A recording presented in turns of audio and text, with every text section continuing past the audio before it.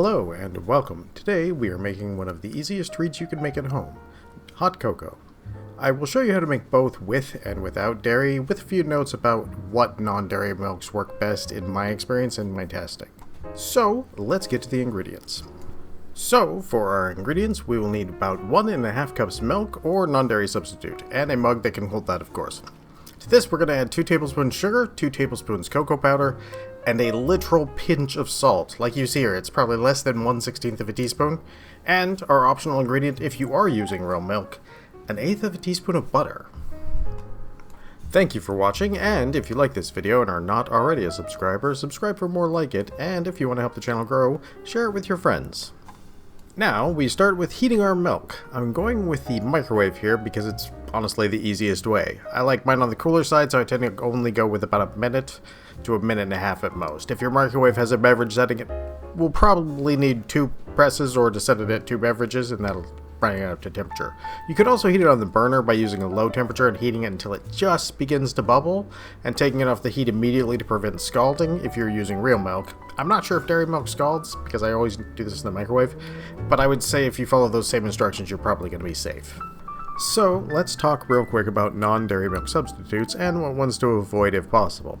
While testing, I found these starchy non-dairy milks tended to have their solids clumping together, giving it a texture not unlike spoiled milk. So as you can guess, while it tastes great, the mouthfeel is lacking to say the least.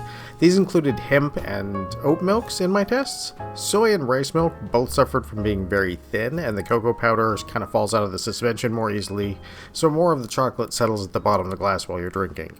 While not nearly as bad as the oat and hemp, this tends to also not be great, because it doesn't let the taste linger properly on your mouth too. So, for our champs, we have cashew and almond. Both are slightly thicker in consistency, and will hold the chocolate in suspension better. The drawback here is that you have to like whatever kind of nut the nut milk is made of, because you will be able to taste it. I'm using almond here. I find it tends to be mellow and works well. Once our milk or milk substitute is heated, we only need to mix our ingredients in. Our sugar, cocoa, and salt can all go in at once. Oh yes, by the way, the reason that we're mixing after we heat it is because hot liquids can hold more in suspension than cold due to having the molecules in the liquid have a larger space between them. This makes it easier and quicker to mix everything in. You could mix it before and it would be fine, but the mixing process would probably take longer, so doing it afterwards kind of saves you a little bit of time. Now, if you are making your hot cocoa with regular milk, you can also add about 1/8 of a teaspoon of butter to give it a more silky mouthfeel, and add a subtle background flavor. This works because the butterfat will actually bind with the milk solids and essentially just makes it slightly creamier. They actually use this commonly when you get cocoa at winter resorts and on cruises. Unfortunately, they do not bind with non-dairy milk, and even alternates like coconut oil, instead of binding, just kind of forms a layer of oil on the top, and that is definitely not what you want in a cup of hot chocolate. So that is a real milk only one.